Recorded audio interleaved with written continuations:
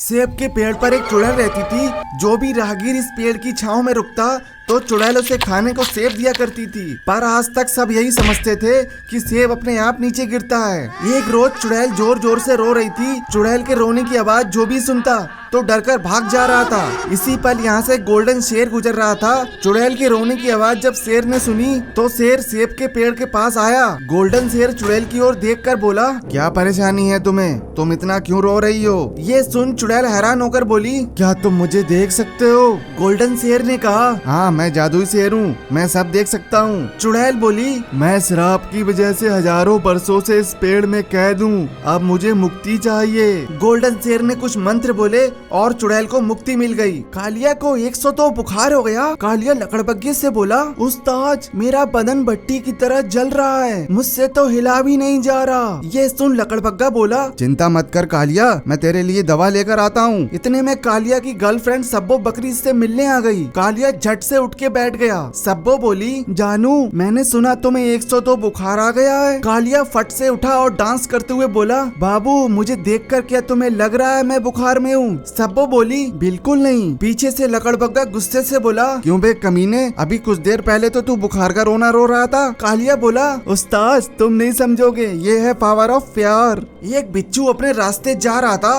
लकड़बग्गा बोला, क्या रे बिच्छुए, ये मटक मटक कर कहाँ जा रहा है? बिच्छू बहुत सीधा था। बिच्छू लकड़बग्गे को अनदेखा कर आगे चल दिया। इस बात से लकड़बग्गा गुस्से से बोला, बिच्छुए तू पानी में रह के मगरमच्छ से बैर ले रहा है। पर बिच्छू अब भी नहीं रुका। अब तो लकड़बग्गे के सबर का बांध टूट गया। लकड़बग्गा बिच्छू के सामने जाकर बोला, क्या रे बिच्छुए, बहुत नेता बन रहा है? बिच्छू फिर भी कुछ नहीं बोला। लकड़बग्गा आग बबूला होकर कहने लगा, अबे क्या गूंगा है, कुछ तो बोल। तेरी माँ ने तुझे बड़ों से बात करने की तमीज नहीं सिखाई? माँ के बारे में उल्टा सुनते ही बिच्छू ने लकड़बग्गे के इतने जोर डंक मारा कि लकड़बग्गा चिल्लाते हुए भाग गया।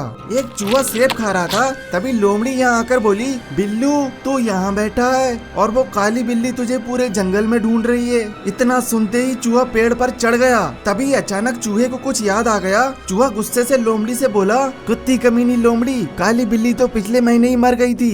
लोमड़ी खीखी करती हुई बोली, मैं बस तेरे भागने की स्पीड चेक कर रही थी। एक रोज नागिन का बच्चा बहुत बीमार हो गया। धीरे धीरे बच्चे ने खाना पीना छोड़ दिया। नागिन दुखी मन से बोली, थोड़ा तो खा ले बेटा, कई दिनों से तूने कुछ नहीं खाया है। बार बार कहने पर भी नागिन के बच्चे ने कुछ नहीं खाया। नागिन ने कई जानवरों से अपने बच्चे के इलाज के बारे में पूछा, पर जो भी जानवर नागिन के बच्चे को देखता तो वो समझ ही नहीं पाता आखिर बच्चे को बीमारी क्या है। पर एक माँ हर कीमत पर अपने बच्चे को ठीक कराना चाहती थी। पूछते पूछते नागिन खरगोश के पास आई। जब खरगोश ने नागिन की परेशानी जानी तो खरगोश बोला, बहन कैसी भी बीमारी हो, गाय माता का मीठा दूध सब ठीक कर देगा। खरगोश नागिन को गाय के पास लेकर आया। गाय से दूध ले जाने के बाद जब बच्चे के सामने दूध रखा तो बच्चा खुद से दूध पीने लगा। दूध पीने के बाद बच्चा बिल्कुल ठीक हो गया।